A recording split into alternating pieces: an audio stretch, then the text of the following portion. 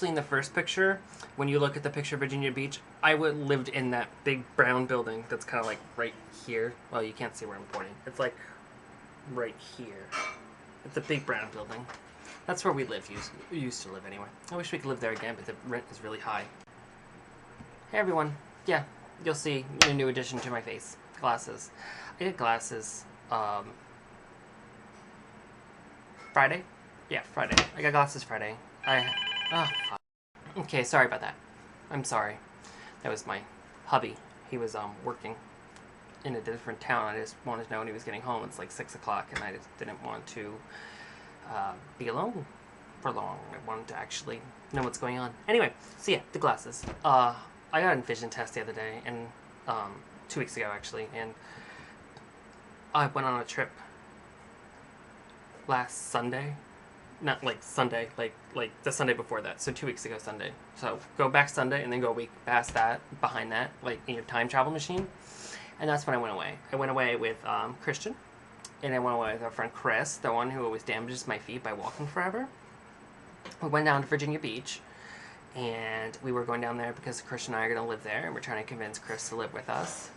You should live with us! That wasn't too subtle, but oh well.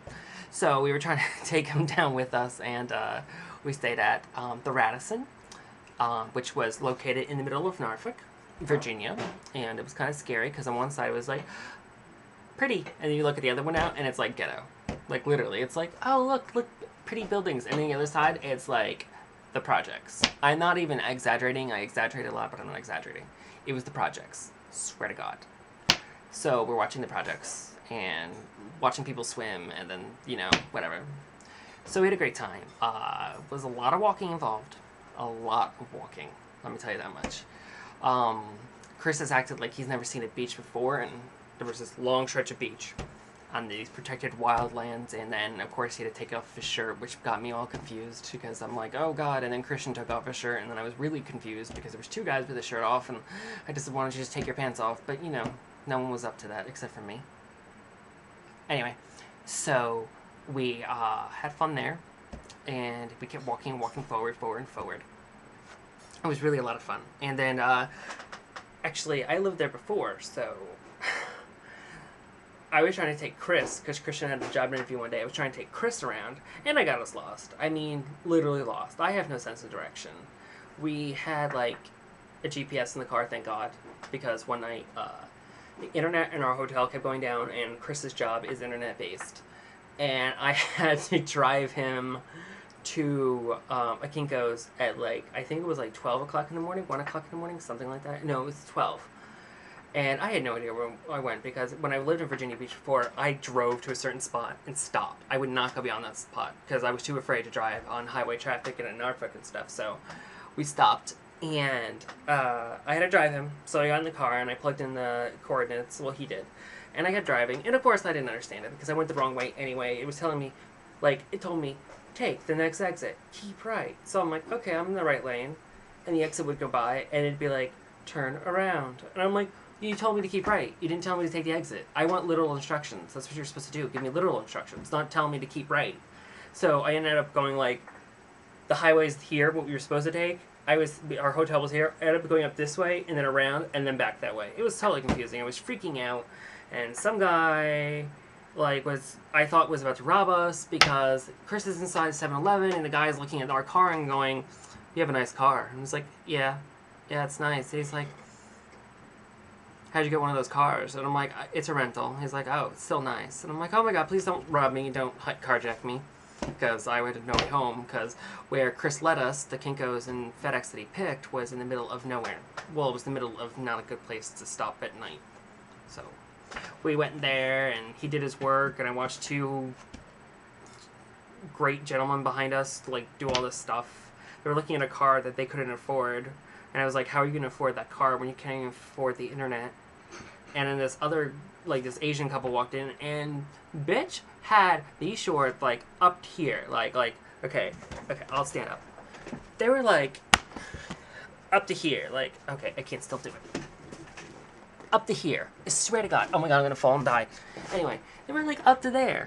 And I was like, I can see her vagina. Like, I swear to God, I could have, like, touched her on her thigh and I've been feeling her, like, inside her vagina. It was really too much. So the other times we, a lot of nature walking and eating out. I always go to my favorite California Pizza Kitchen and stuff, and sushi the final night. And we did go out to clubs the final night, the day before the final night, and it was special. The clubs were interesting.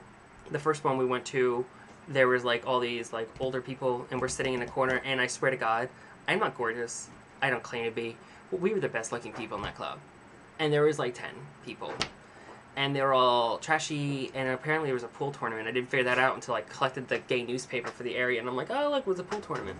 So I had an idea about going to this club we used to live across the street from. Yeah, we used to live across the street from a gay club, Christian and I. We never went to it except for once for a straight girl's birthday party. So we went to this club, and I swear to God, this one guy brought his parents. I swear to God he brought his parents, because they both looked like they were married, but I don't know if they were or not by the end. But she was like this nice, sweet-looking woman, and all of a sudden, like, when she talks, she's like, "Hi, my name is Berta." And I'm like, oh my God, you need to lay off the cigarettes, like, right now. You have throat cancer or something. You need to lay off. And she's like, "I come here every week, and I was in the drag show." And I'm like, are you a man? Do you have a penis or something? Because I don't understand. Yeah. So we did that, and we went home. Some of us did anyway. Kidding. We went there, and then the final day, we just walked around. It was nice.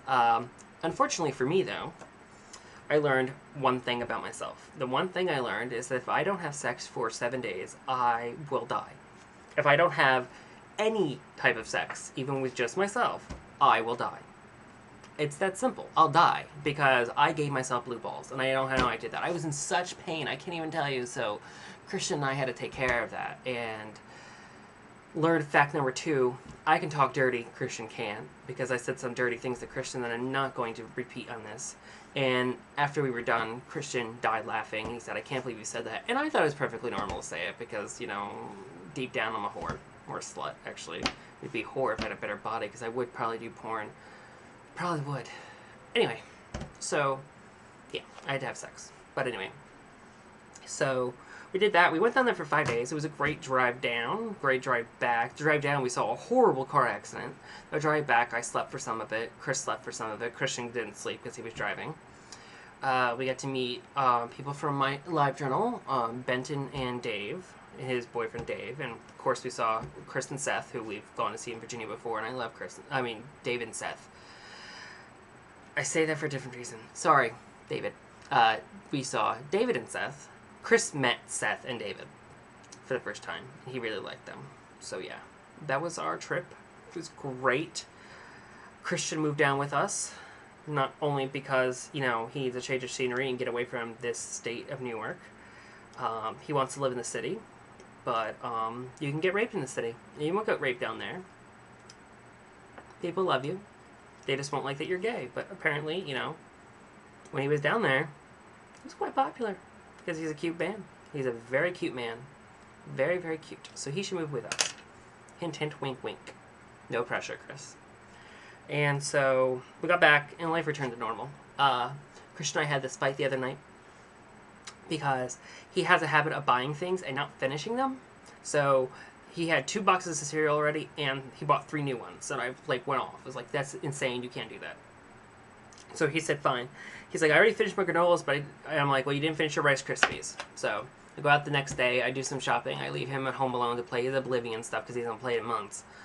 And I come home, and what do I find on the friggin' stove? I find Rice Krispie treats done. He purposely did it just to prove me wrong. And that made me angry. I hate when people do things just to prove other people wrong. But he did it, and it made me laugh because he made sure those Rice Krispie treats were done by the time I got. Speaking of proving people wrong, I had to prove somebody wrong because I told them that I would do it, and I don't think they believe. So I'm just going to say it quickly. Peter Piper was a pickle eater. I always said pickle Peter, but I'm going to say it again. Peter Piper was a pickle eater. Peter Piper was a pickle eater. Peter Piper was a pickle eater. Ha! Fuck you, Jason. Fuck you hard. Bye.